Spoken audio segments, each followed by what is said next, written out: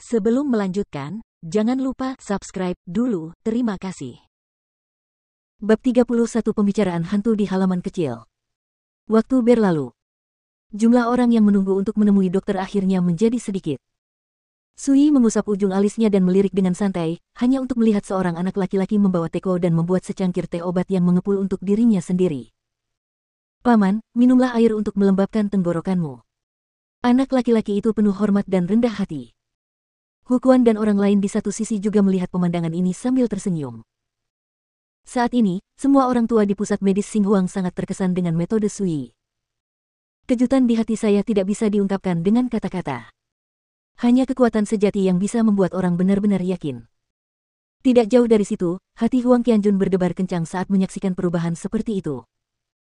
Dia samar-samar mengerti mengapa ayahnya bersikeras mencari kesempatan untuk menghubungi Sui Duo. Pada awalnya, orang-orang di pusat medis Xinghuang semuanya sombong dan kasar. Tapi sekarang, semua orang menundukkan kepala karena kagum. Apakah Sui menggunakan kekuatannya untuk menekan orang lain? Tidak, dialah yang menggunakan keterampilan medisnya yang luar biasa untuk mengesankan semua orang di ruangan itu tanpa mengucapkan sepatah kata pun. Sui menyesap teh herbal dan kemudian berkata, "Mulai hari ini, saya akan tinggal di pusat medis Xinghuang." Hukuan segera berkata, "Paman, ada halaman yang tidak terpakai di belakang pusat kesehatan kami. Saya akan mengirim seseorang nanti. Pergi dan bersihkan serta persiapkan beberapa hal untuk kehidupan sehari-harimu. Apakah menurutmu kita masih membutuhkan pelayan untuk mencuci pakaian, pelayan untuk menyajikan teh, dan juru masak untuk memasak?" Sui menggelengkan kepalanya dan berkata, "Tidak dan rumahnya." Hukuan mengangguk dan mengingatnya. Dia awalnya adalah manajer pusat medis Xinghuang, yang mengurus segala macam masalah sepele. Sekarang dia terkesan oleh Sui, dia bersedia melayani Sui, penjaga toko yang baru. "Mulai sekarang, kamu harus mengurus semuanya di pusat medis Xinghuang ini. Setiap orang melakukan urusannya sendiri, dan aku hanya bertanggung jawab atas uang dan rekeningnya." Perintah Sui, dia tidak berniat menghabiskan seluruh waktunya dan energi di rumah sakit. Setelah dipikir, Sui menambahkan, "Tentu saja, jika Anda menghadapi penyakit yang sulit dan rumit yang tidak dapat disembuhkan, Anda juga bisa datang kepada saya. Sedangkan untuk penyakit umum, serahkan saja pada dokter di pusat kesehatan." Setelah mengatakan ini, seorang pria kekar setinggi menara besi masuk ke rumah sakit. Hukuan dan yang lainnya segera menyadari bahwa pria besar ini ada di sini pada awalnya, tetapi ketika dia mengetahui bahwa Dr. Wu Guangbin tidak ada di sana, dia mengutuk dan berbalik. Tapi sekarang, dia telah pergi dan kembali. Tuan Su, saya terlalu kasar sebelumnya, mohon maafkan saya." Pria besar itu sedikit malu dan meminta maaf kepada Sui dengan tangan di tangannya. "Apakah kamu belum menikah?" Mata Sui agak aneh. Pria besar itu mengangguk dengan cepat tepat. Sui mengambil kertas dan pena dan menulis dua kata dan menyerahkannya kepada pria besar itu, "Kamu tidak sakit. Ikuti saja dua kata ini dan kamu akan pulih sepenuhnya dalam waktu kurang dari 3 bulan." Pria besar itu mengambil kertas itu dan melihatnya, dan bertanya-tanya, "Jie, apa kata kedua?" Hukuan dan yang lainnya tidak bisa menahan rasa ingin tahunya, dan kapan mereka melihatnya, mereka semua tertawa. "Kak, kalau diucapkan kata, ba, yang kiri adalah tangan, dan yang kanan atas dan bawah. Kalau diucapkan bersamaan, artinya Jie Biao. Hu." Kuan menunjuk dengan senyum ambigu. Pria kekar itu tertegun dan tiba-tiba mengerti. Wajahnya yang gelap tiba-tiba memerah, dan dia sangat malu hingga dia menyembunyikan wajahnya karena malu. Hahaha. Saat ini, Huang Ganjun mengerti dan tertawa terbahak-bahak, orang ini sangat tinggi, tapi dia sebenarnya suka bertarung dengan satu tangan. Hukuan dan yang lainnya semuanya senang, dengan senyuman ambigu. Pria tahu semuanya.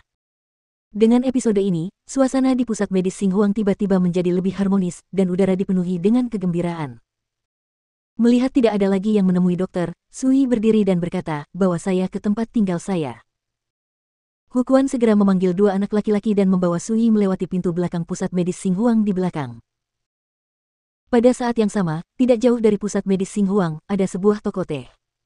"Tuan Wu, lihat resep ini, bahan obat dan bahan obat yang digunakan, ini sungguh jenius." Namanya Tan Feng, salah satu dokter di Xinghuang Medical Center. Di sebelahnya, ada dua orang yang duduk, yang satu adalah lelaki tua berambut putih, dan yang lainnya adalah lelaki galak berkulit gelap. Nama pembuatnya adalah Wu Guangbin, seorang dokter tua yang terkenal di kota Guangling. Nama terakhir adalah Wei Tong, dan seperti Tan Feng, mereka berdua bekerja di pusat medis Xinghuang. Namun, setelah mengetahui bahwa Sui, menantunya, akan mengambil alih klinik medis Xinghuang, ketiga dokter itu membuat alasan dan bersembunyi di kedai teh, menunggu Sui diusir. Namun siapa sangka setelah menunggu lama, mereka tidak pernah melihat pemandangan seperti itu terjadi. Sebaliknya, semua pasien yang mengantri di luar pusat medis Xinghuang didiagnosis dan dirawat satu persatu. Hal ini mengejutkan Wu Guangbin dan mereka bertiga, dan mereka mau tidak mau memanggil beberapa pasien ke toko teh untuk menanyakan secara detail tentang proses perawatan. Hasilnya sangat mengejutkan. Sui, menantu laki-laki yang tidak penting di keluarga Wen, sebenarnya mahir dalam bidang kedokteran. Tuan Wu, metode Sui dalam memperlakukan yes man benar-benar membuka mata saya. Wei Tong menghela nafas. Ada seorang pasien sebelumnya. Setiap kali dia membuka mulut untuk berbicara, akan ada suara berulang-ulang di perutnya, seolah-olah ada sesuatu yang jahat tersembunyi di dalam tubuhnya. Namun Sui mengatakan bahwa pasien secara tidak sengaja memakan kutuya dan mengambil farmakope dan meminta pasien untuk membaca nama tumbuhan di farmakope satu persatu. Setiap kali pasien menyebut nama suatu tanaman obat, suara di perutnya akan mengulanginya. Saat aku membaca kata rumput pil guntur, suara di perutku menjadi sunyi. Sui segera memerintahkan anak laki-laki itu untuk mengambil rumput pil petir dan membiarkan pasien menelannya. Benar saja, obat tersebut menyembuhkan penyakitnya, dan pasien tersebut segera memuntahkan serangga seukuran kuku, yang merupakan orang yang baik hati. Tan Fengdi.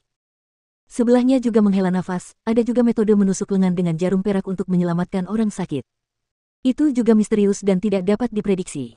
Saya tidak dapat memahami misterinya. Diam sepanjang waktu, tiba-tiba berdiri dan berteriak keras. Berjalan menuju pusat medis Xinghuang. Tuan Wu, apa yang akan Anda lakukan? Tan Feng dan Wei Tong segera berdiri. Tentu saja aku minta maaf kepada pamanku, kata Wu Guangbin tanpa menoleh ke belakang. Tan Feng dan Wei Tong saling berpandangan dan segera mengejarnya. Halaman di belakang pusat medis Xinghuang. 3 buah rumah berlantai abu-abu tersebar berbentuk zigzag, dengan petak sayur dan pergola di salah satu sisinya. Di tengah pelataran terdapat pohon belalang yang lebat dan kuat. Di samping pohon belalang terdapat sebuah sumur, dengan penutup sumur disegel oleh rantai berkarat. Karena sudah lama tidak berpenghuni, debu, rumput liar, dan sarang laba-laba terlihat di mana-mana di halaman. Ini hampir tengah hari, dan matahari bersinar terik. Hukuan mengarahkan 2 pemuda untuk membersihkan halaman dan membeli barang.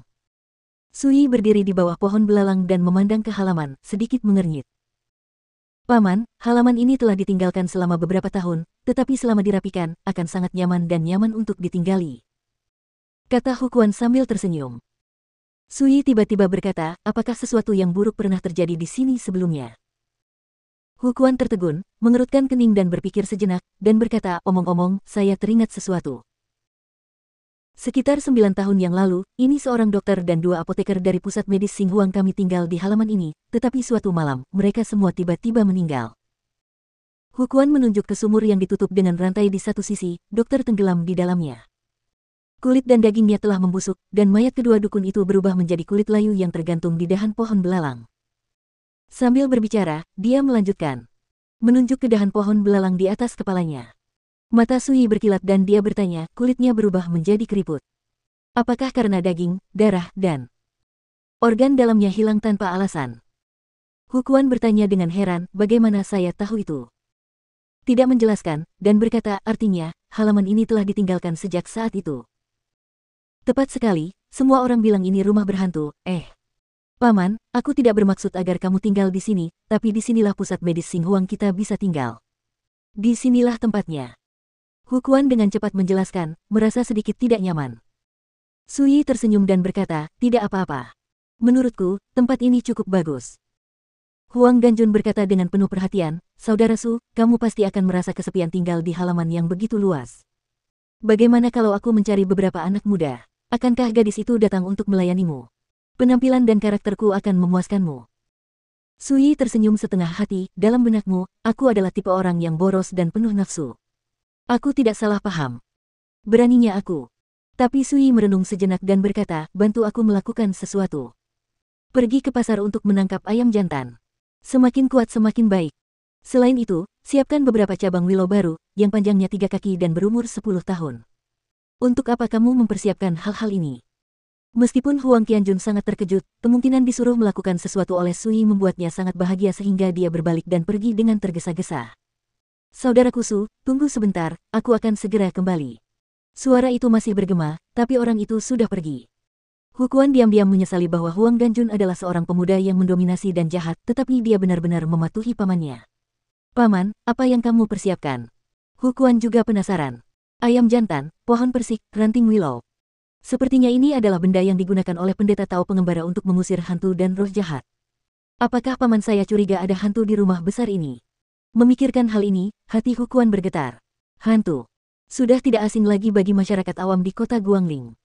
Ada banyak rumor yang secara meyakinkan mengatakan bahwa ada hantu ganas yang menghantui Ghost Mother Reef di luar kota. Buatlah persiapan untuk berjaga-jaga. Sui tidak menjelaskan banyak hal. Saat ini, 3 sosok buru-buru masuk ke halaman. Pemimpinnya, lelaki tua berambut putih, melihat Sui dan langsung membungkuk, orang tua muda Wu Guangbin, saya merasa bersalah, jadi saya datang ke sini untuk meminta maaf. Ketika Tan Feng dan Wei Tong melihat ini, mereka juga segera memberi hormat dan meminta maaf. Sui melirik mereka dan segera mengerti, berkata, orang bodoh tidak bersalah, biarkan masalah ini dilupakan. Di masa depan, pusat medis Xinghuang masih membutuhkan 3 orang untuk mengambil alih, segera bangun.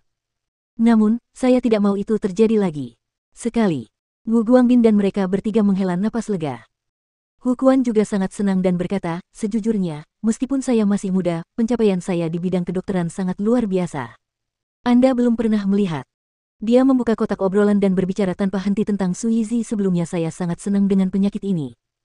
Lagi pula, ada banyak hal yang Wu Guangbin dan yang lainnya tidak mengerti. Pada saat ini, mereka tidak bisa tidak mendengarkannya dengan penuh perhatian dan kerinduan di dalam hati mereka. Sampai Hukuan selesai berbicara, ketika mereka menghadapi Sui, mereka semua terlihat kagum.